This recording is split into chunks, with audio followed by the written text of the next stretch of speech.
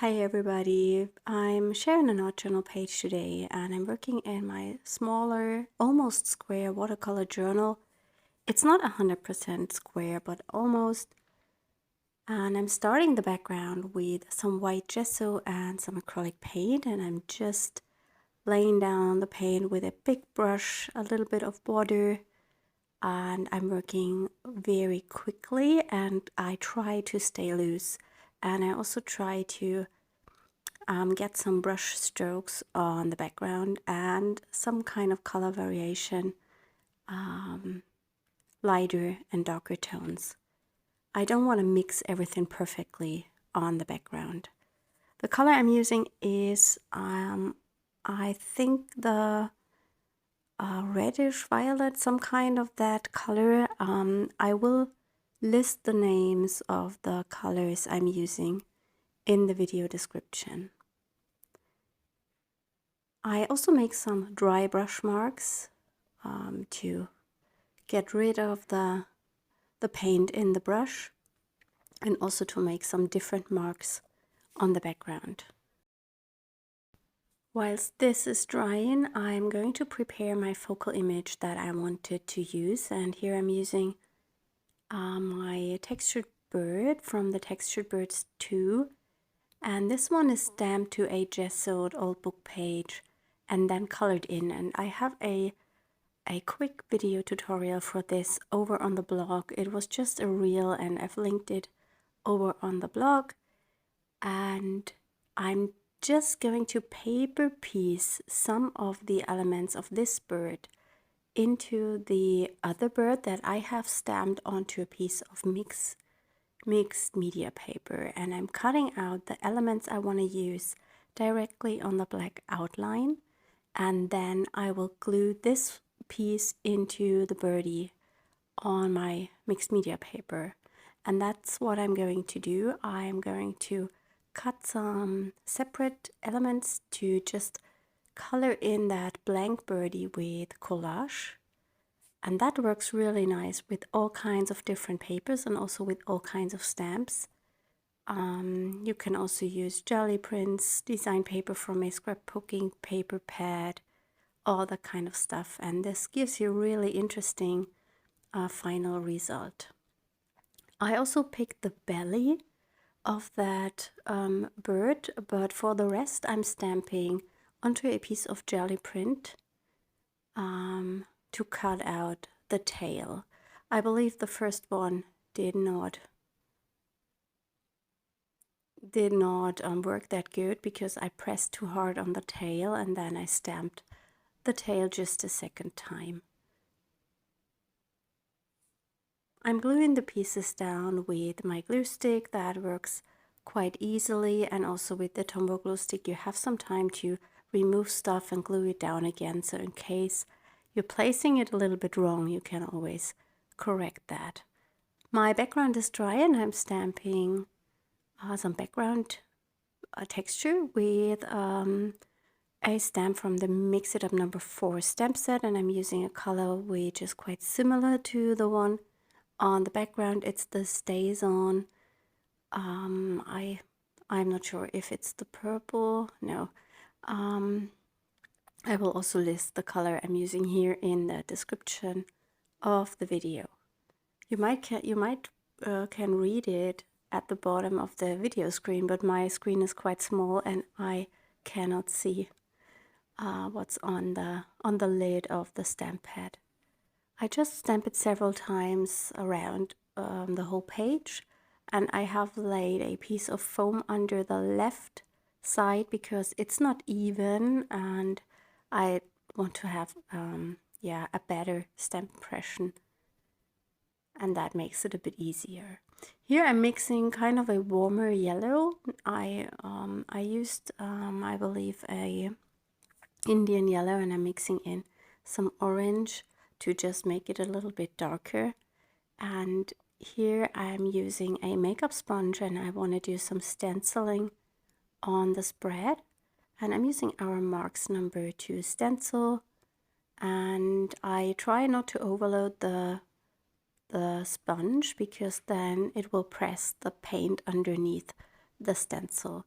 The colors I'm using here were quite transparent and they layer beautiful over that purple background. And I really love that warm yellow together with the purple. It's a super nice color combo.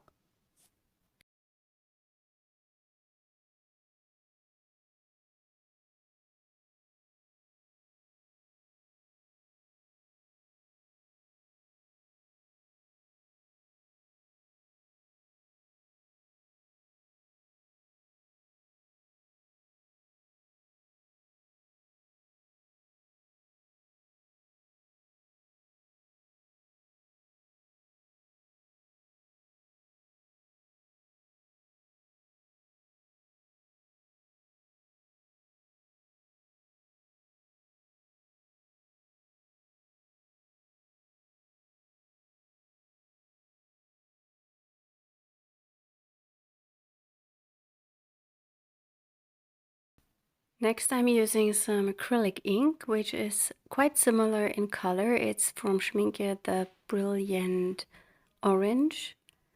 And I just let it flow with some water over my page. It's quite a messy thing to do, but I really like the different texture I get and how it lets that stencil texture blend into the background.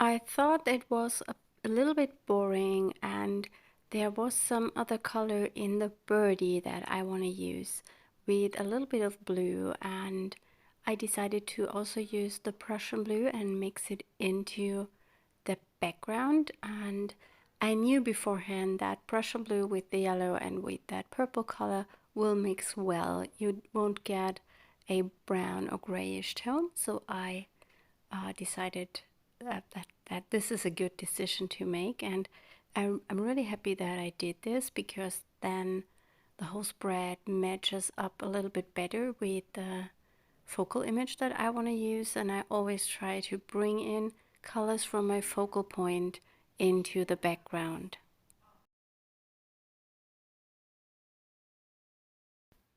I let the page dry, and here I'm back with a Posca paint pen in black, and I'm drawing a kind of a frame with some thinner lines all around the page. I really think that it's a nice style element for an art journal spread.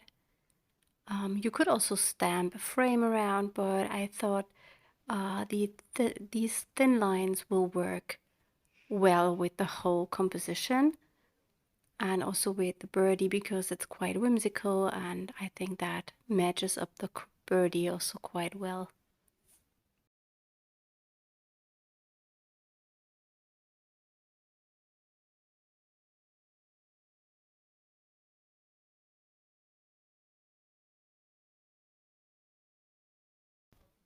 I also decided to make some marks with the Posca paint pen. I'm just drawing some tiny circles in black, and I'm also going to add some mark makings with white. I really like to have these kind of patterns on the spread. I think they are interesting and they bring in some more contrast and depth.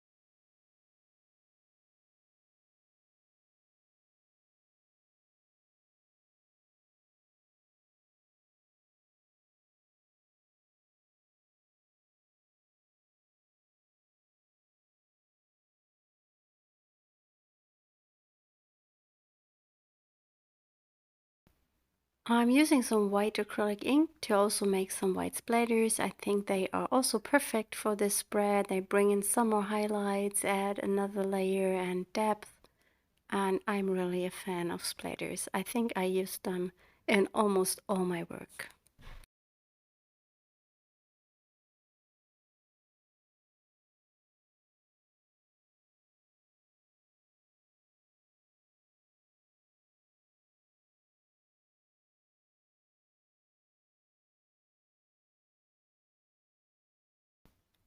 I want to place something under the birdie to give it something to sit on and to yeah, to make everything get cohesive and work together.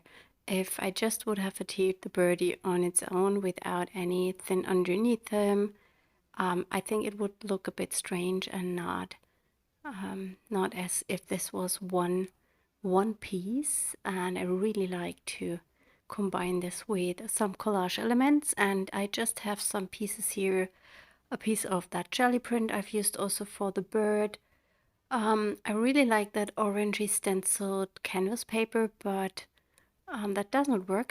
I feel it was not the perfect style for this page, but I really like this black and white pattern. It's an old book paper that I had stamped with acrylic paint, and this pattern paper is always nice to have something contrasting but neutral against a colorful background. I'm adhering the pieces with some wet glue because they are a bit more, or this one is a bit more harder or heavier. It will adhere more quickly. You could also use a glue stick and press the paper down a little bit longer.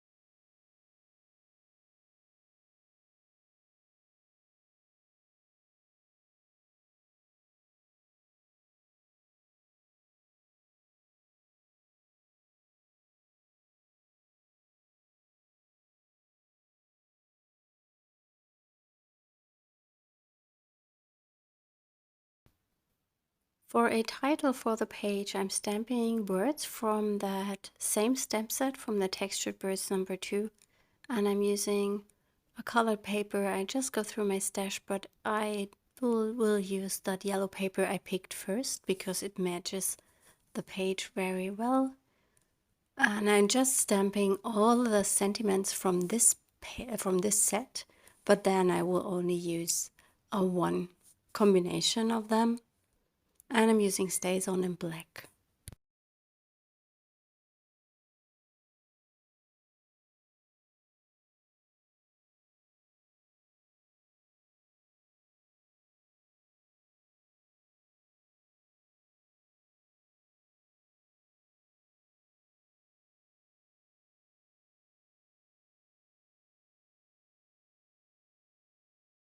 Before I'm adhering my sentiment, I wanted to stamp some of the stars from that set. I totally forgot about them, but it's really nice to have some of these tiny stamps to create even more interest on a background.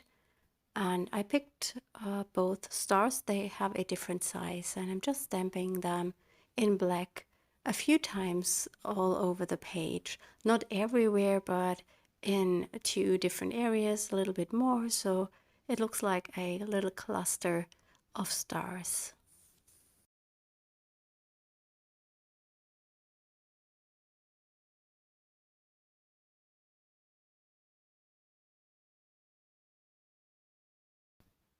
I'm cutting out some of the words that I wanted to use from my yellow paper, and I'm going to adhere them also with the glue stick to this spread.